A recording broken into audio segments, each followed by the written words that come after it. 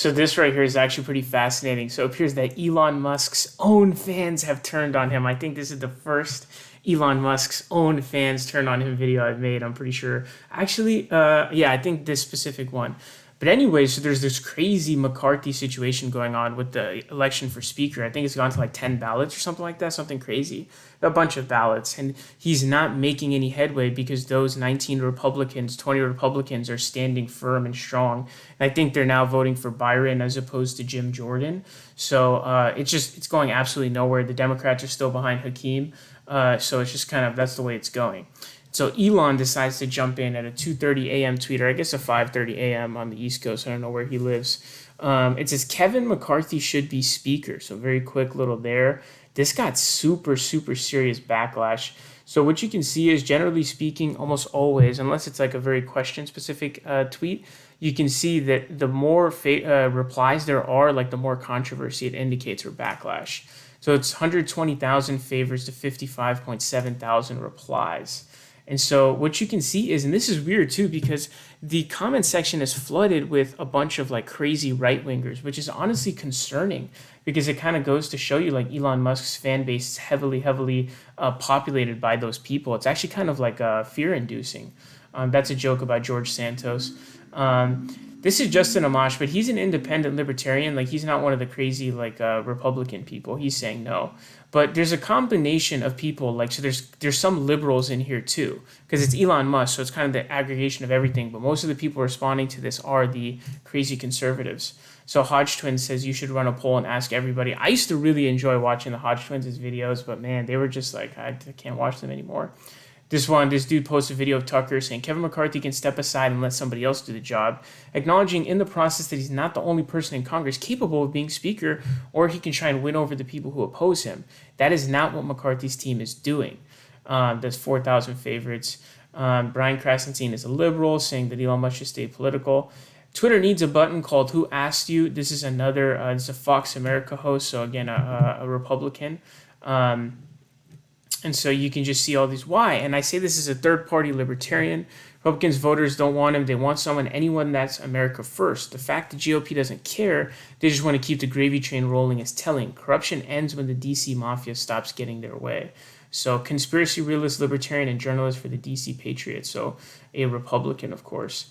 Should McCarthy be speaker? And clearly 85% of the people voting say no. This person you can see here is, Matt Wallace. He's a freedom person, I guess. It is extremely hard to change a speaker/minority leader once elected, as they have so much power over funding. Is there any chance Kevin McCarthy will fix any broken things in the system he helped create? I don't want more broken politics for decades. You do realize type of tweet was tanking Tesla stock. So then there's a bunch of Tesla stockholders who are like, dude, stop tanking it. Although I don't know if it's a post hoc ergo propter hoc situation in terms of how much his Twitter is really impacting it, but we don't really know. I would like a speaker that's not a WEF member. Kevin McCarthy only cares about his donors, lobbyists, and the Washington, D.C. sewer. He's the perfect example of everything that's wrong with our country. So you just see a bunch of people. Do a poll. I guarantee he gets less than 5%. Looks like another Republican. There's just so many people here. I think he has some explaining to do.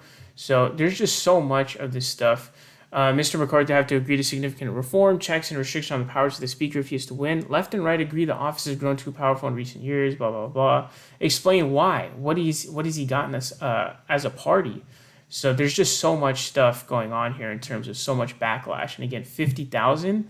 And then there's so many conservatives in here. It's kind of conservative. Another one, conservative populace. Do a Twitter poll and find out if this is true. I think 90% of Republican voters disagree. Why don't you do another poll? Don't be a rhino, Elon. That's Laverne Spicer, too, a Florida woman. So pretty crazy stuff. And so the backlash actually ended up hitting him so hard, he had to send a reply tweet. He says, subtle, but I'm beginning to suspect opinions differ on this matter. If not McCarthy, then seriously, who? And so you just have a bunch of people. There's no reason for the speaker to be a member of Congress. There's no good reason for Kevin McCarthy to be speaker, and there are a few bad reasons. Just so you guys know, there's actually a little factoid, little fun fact. You actually don't have to be a member of Congress to be Speaker of the House. So you right now, you could be elected Speaker of the House. How awesome would that be? You, viewer, Speaker of the House, that'd be pretty awesome. The issue is GOP knew McCarthy didn't have sufficient support months ago and moved forward with him anyway. The GOP should get together and put someone forward who can reach 218. kind of thing. Congress being too incompetent to elect a speaker is the most fitting result. And so basically, there's just tons and tons of backlash to this tweet from him. And so, Vox Populi, Vox Die. I don't even know how to pronounce this, honestly, but the whole poll thing, he's trying to use that poll situation back on Elon Musk because he keeps doing that. And by the way, wasn't Elon supposed to step down? He sent out a poll saying that if they say vote for him to step down, he was going to do it, but he didn't end up doing it. So it looks like he just kind of picks and chooses like what it actually is that he's going to follow in terms of his polling numbers and his poll results.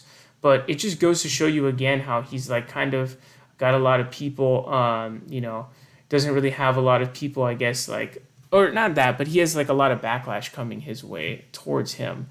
Anyone else is what Laverne Spicer says. So he ended up getting a bunch of backlash on this tweet that I don't think he actually ended up expecting, but always fun to see someone's own fans turning on them, isn't it? And it's Elon Musk this time. So remember, he got booed with the Dave Chappelle when he walked out with Dave Chappelle in San Francisco. And so he's has very inflated ego and narcissism.